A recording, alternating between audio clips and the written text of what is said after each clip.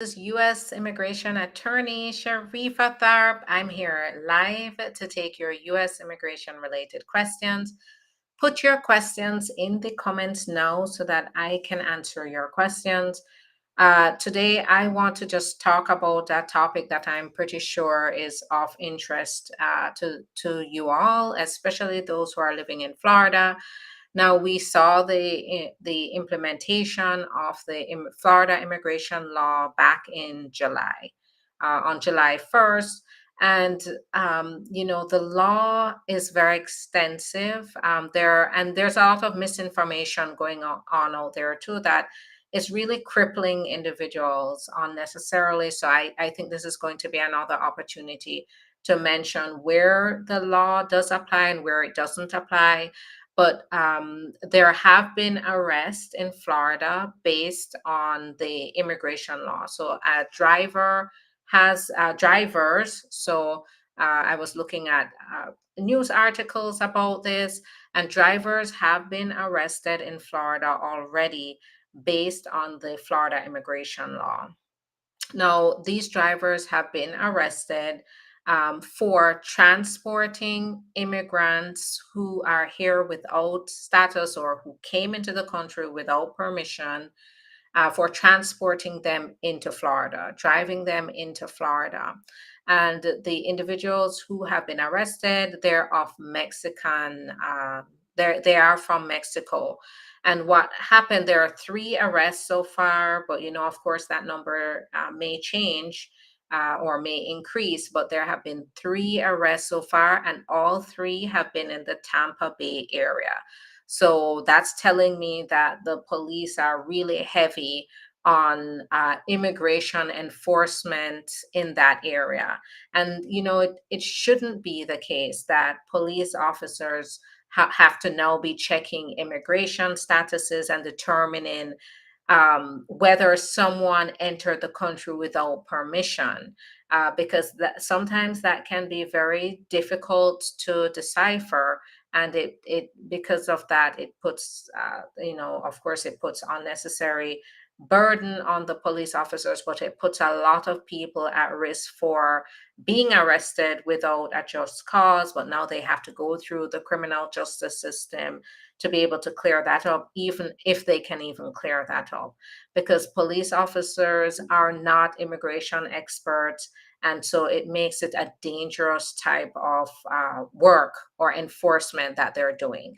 So in this case, in one of the cases, the individual drove the police said in the police report that there is evidence that the driver, drove individuals who did not have status or came into the country without permission, they were undocumented, into the state of Florida from another state. And that's what the police have used to then turn around and press criminal charges. So he has been charged with a third-degree felony charge of human smuggling. So because it's a human smuggling law that has been passed under the immigration law in Florida. And so, Mexico, for example, Mexico is taking close note of these arrests, because the individuals who have been arrested are of Mexican descent. And so, and it's the driver that was arrested, by the way, not the immigrants that they were transporting, but the driver. But the driver himself is also undocumented in one of the examples. I have not read the details on the other cases where the arrest occurred, but the highly publicized arrest, in that case, he is also undocumented. And so the Mexican government has now tried to get involved to try to intervene and carry on with diplomatic efforts with the governor's office here to try to sort through this. So I'll be following that to see where this goes.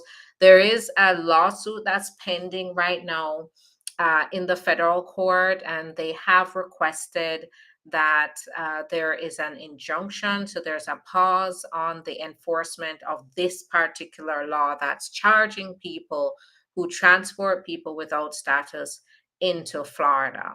And we have to see whether the judge is going to move forward and approve any kind of injunctions that may be brought forth in the future. But that is a situation now, is that they are starting to make arrests. Now, let's go over who can and cannot be arrested in a situation like this. So, who can't be arrested? You will not be arrested if you are in the car with your family member or your friend or any individual who is undocumented and you're driving around in Florida. If you are not transporting somebody into Florida, you will not be arrested for that. There's no charge for driving an immigrant around an immigrant who doesn't have their status around Florida. There's no charge for living with your relatives who may not have their immigration status.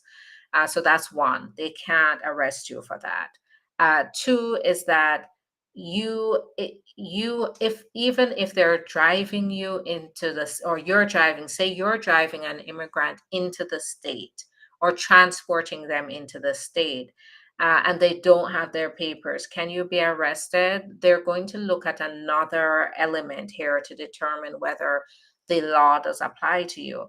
And that's, did the person, the immigrant who you're driving into the state, can they show that they legally entered the country, even though their status may be expired now?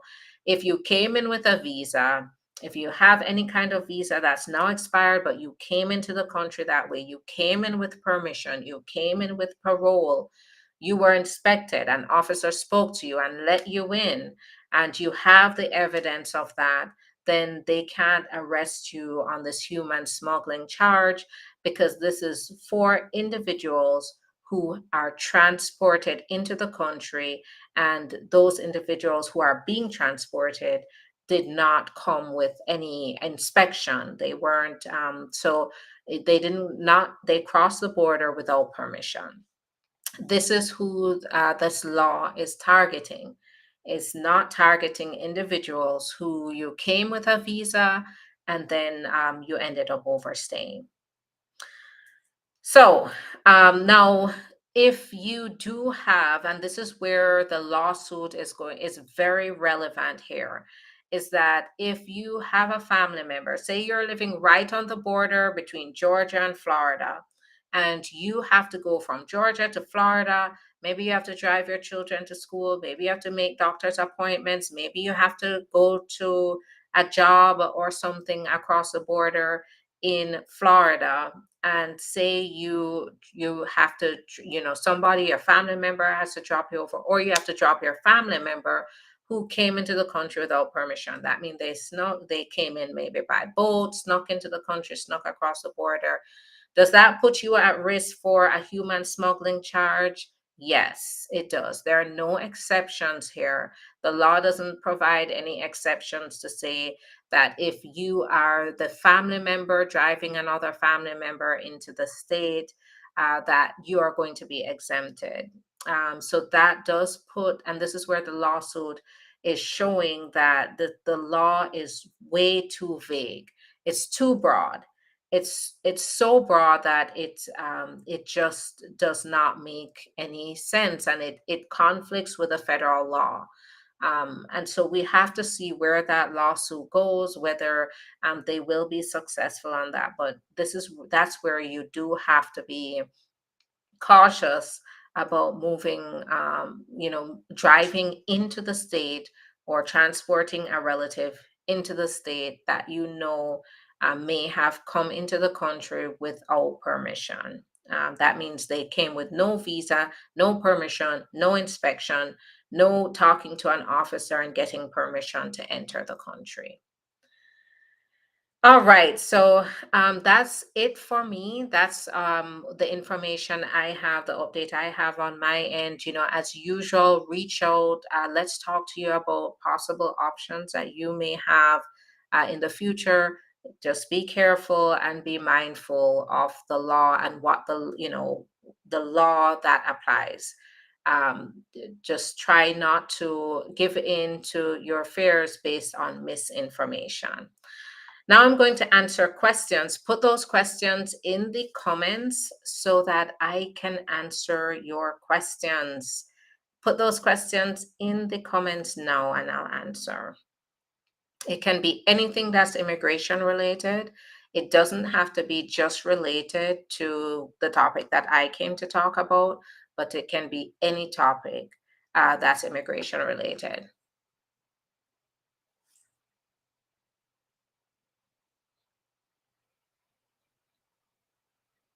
So yes, Texas is also coming out with a similar law. So that's going through the legislative body in Texas. So I'm starting to keep an eye on that. So USCIS sent my sister an RFE over 4 months now, and they still don't make a decision on her case as yet. What do you recommend she does? So she can always contact them. I don't represent her, I don't know her case, but she can always contact them to ask what the status of the case is. But it's difficult to say what kind of actions. I don't know when she filed, what she filed, and so forth. This is where representation is very important. All right, put those questions in the comments. I'm looking out for your questions on YouTube, on Facebook, on Twitch. So put those questions in the comments so that I can answer your questions. Okay, it's almost like even Uber and Lyft drivers have to ask status before taking a ride. Yeah, so if the Uber driver or the Lyft driver is going across state lines, then they very well have to ask that if they want to stay clear of any kind of troubles with law enforcement. If you're out of status and your daughter's father got a 10-year visa, can your daughter still apply for a waiver? She's 3. So now I don't know what kind of waiver you're referring to, but if your daughter is here in the United States, she's 3, um, and you're looking at getting her the green card. I'm not sure what kind of waiver you're referring to, so I'm kind of making it up as we go along too, because I don't know what I need some more context here, because a 10-year visa does not give your daughter any kind of benefit. A 10-year visa is just a visitor's visa. It's not something that would grant your daughter any kind of eligibility for a visa herself. She has to still, as a 3-year-old, individually prove that, through her parents, of course, prove that she warrants that visitor's visa too. So I'm not sure what waiver you're talking about here. But one thing I will say is when we're talking about unlawful presence, so a child does not accrue unlawful presence until they're 18 years and 6 months. So 18 years and 6 months is when they accrue unlawful presence. So if you're talking about a waiver related to unlawful presence, being here without your papers, overstaying your visa, then the waiver would not be applicable here. If you came into the country across the border as a child and was married to a USC who was abusive and abandoned the kids, do you qualify for VAWA? Yes, I'm glad you brought this up. So VAWA does apply to individuals who have come across the border, even if you came across the border without permission, and you don't need a waiver in the case of VAWA. So you can stay here and apply for your residence. While being here under VAWA. If you came through the airport and you're driving, stopped by the cop, will they arrest that person under? It depends. No. So keep in mind, they have to have proof that you drove from another state into Florida. But somebody picking you up at the airport is not going to qualify here because they're still driving in Florida. That car never left. So that's not supposed to apply in this case. Any issues with job, with delayed job on H-1B? So that's going to depend on what H-1B issues you're having. Can someone who had a federal charge sponsor someone to get their green card? So there's what's called the Adam Walsh Act, and that can prevent someone from petitioning for an immigrant if the if the crime, the offense involved a minor. So that's what you have to look for under the Adam Walsh Act. Yes, Tia, I look forward to that. Can a U.S. citizen petition for an individual if the citizen receives housing, voucher, and food stamps? Yes. Yes. What matters here is the income. Will usually now where this usually indicates that is questions whether there's going to be a problem is for someone to qualify for housing assistance and for food stamps, their income has to be low. It has to be low, and usually it has to be low on the lower end. And so that usually raises a red flag for, can this citizen petition, can they make enough income to qualify for the affidavit of support? Because for the affidavit of support, you have to show that you're making an income above 125 at 125%, at minimum 125% of the poverty line. And so if they're receiving housing vouchers and food stamps, then the next question would be, well, exactly how much are they making? And is it below that 125% line, that threshold that we have to meet? So that's the question. But in the case that they can still show that they're making income, maybe they are getting these benefits, but somehow they can still qualify, then sure, they can still petition despite getting these benefits. How long after documentarily qualified does it take to get an interview with the Jamaica Embassy? So you're looking at a year and a half to about 2 years.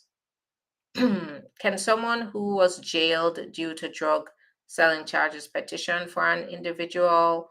It's possible, but once again, we have to look at the specific facts involved in the offense. If it involves a minor, then there may be a problem there. If your biological son was adopted and you want to file for your citizen,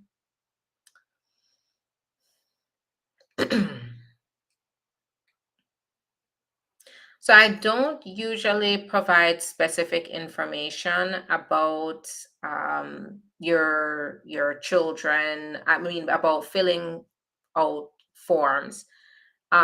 If your biological son was adopted, then it means that you have cut ties with your child. So they're no longer your child. However, I don't know what the situation is. I don't know how old was your child when they got adopted. Were they adopted when they were a baby? Were they adopted when they were 16? It never, I would say that in this case, you need to get legal advice just because I don't know what the facts are. And so, and I never tell any individual what to put on the forms because that's a whole other matter. Um, what's the best step forward in getting my green card? Well, there are over 21 ways to get your green card. Over 21, meaning more than 21 ways. So, what's the best way for you? I'll have to ask you specific questions to understand how. Do you have family? Do you have relatives? Can you get it through investment? So this is where the consultation is going to be very important. All right, keep putting those questions in the comments. So for some reason, I am not seeing the comments here on YouTube. Um, I don't know that there must be a technical glitch going on. I'm not seeing the comments on YouTube, so I'm sorry. It's not that I'm ignoring you, but I'm just not seeing the comments showing up. It's just buffering. So if you type your questions, I can look afterwards to see what your questions are, and I'll answer your questions in the comments. But unfortunately, I can't see them now. So still type your questions out, and I'll go ahead and respond to them in the comments. Hopefully, those questions will show to me in the comments after I'm finished with talking to you. All right. Let's see. If you're out of status, am I able to fly to Florida to visit family? So, what I am saying is Florida is, as you can see, based on what I talked about when I first came on here, Florida is not a safe state. So where you can avoid Florida, avoid it. Especially if you don't have your proper paperwork, avoid it. Now, if it's something where you can't avoid it, you need to see family. I would say this: the law is applicable to those who are trying to work here, who need to drive here, and so if you're not going to do those, then and you're just going to come in quick in and out kind of situation, it shouldn't be a problem. But when if you're coming here to work, or you're coming here you're thinking about moving here, it's not really a good place to do that right now. So additional to the petition question, will getting a joint sponsor help the individual? Yes. So having a joint sponsor can help. How much is a consultation? It's $150 for half an hour, and I go through very detailed consultation to go through your options and evaluate how you may qualify for not only the green card, but other ways to fix your status, as in if you're out of status, to fix your situation and get you back on track. Um, what if your wife died? How do I go about that? So if you're, and I'm so sorry if that happened. My condolences.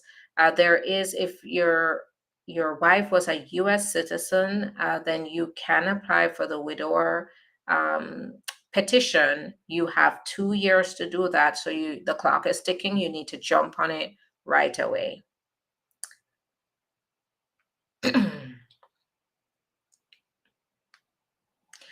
Where are you based? So I am based in Boca Raton, Florida.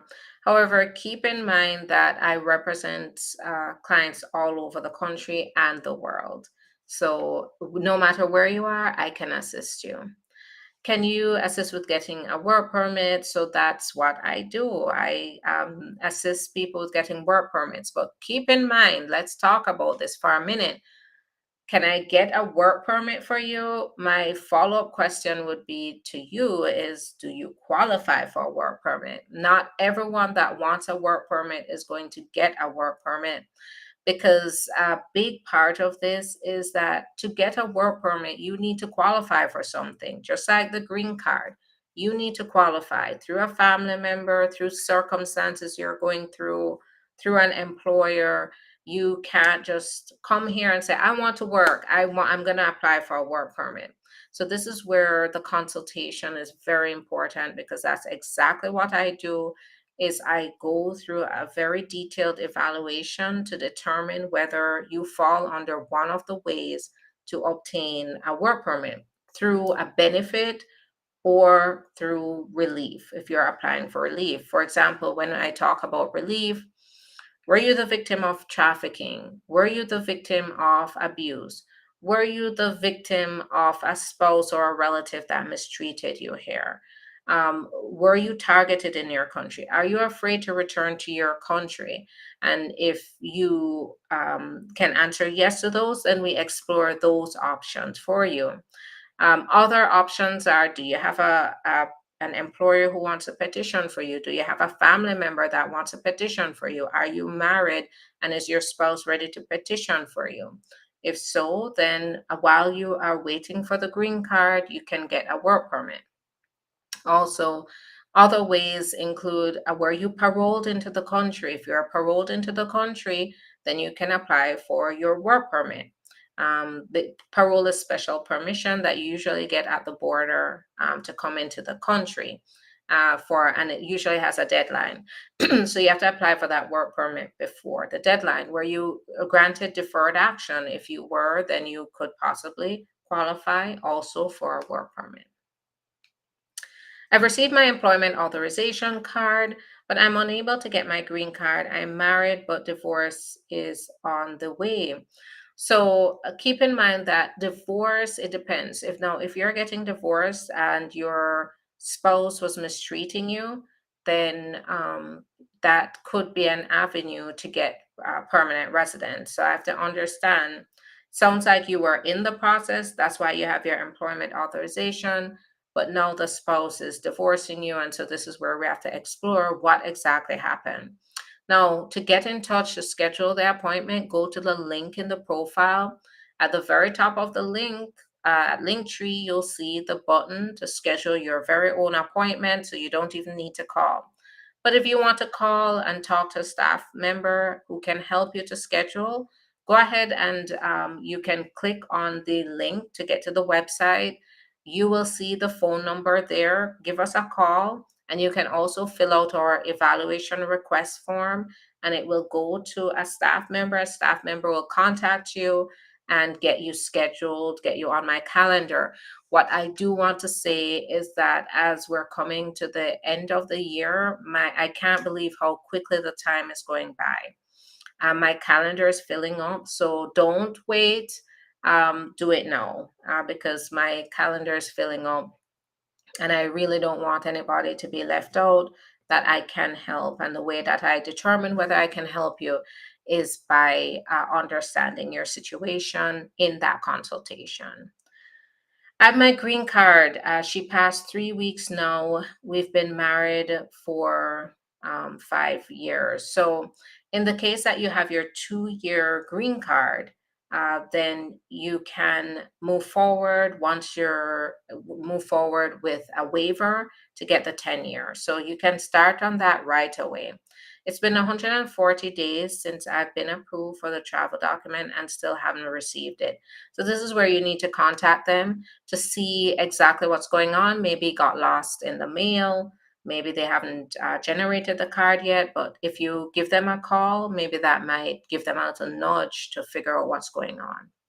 I'm currently a J1 intern, but I want to extend. There is a 2 year band in the visa. So the 2 year foreign residency requirement means that you have to go back before changing over to any other status. If you want to change over to any other status, what you need to do is you need to apply for a waiver of that 2 year foreign residency requirement. I just came last year, May 16, from Jamaica. Okay, so give us a call. Let's talk about your situation. Do you take VAWA cases? Absolutely. That's one of the things we do. One of the case types we focus on. If you follow me and you look at my videos, you look at my reviews, you will see the results that we've gotten for our clients, and you'll see the information I provide about VAWA. Thanks for the follow. I appreciate it. Can someone who's retired be an affidavit of support? Yes, if they can show the income. If they get retirement income and it meets the threshold, sure. I came here on a work permit, but I met in an accident. I was admitted to the hospital for a while. When the time came for me to go back home, I was still admitted. So, work permit expired. I'm stuck here. So let's give us a call. Let's talk about what your situation is, and we can see whether there's a way to get around that. If an LPR parent files for their undocumented, non-married child in the U.S.,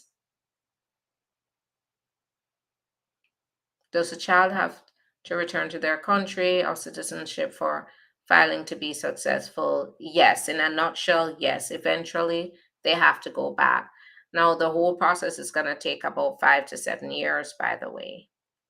I started my process is will it be a problem if you took over? So call, schedule an appointment. Let's talk about what the situation is, and then I can determine whether it is something that we can take over.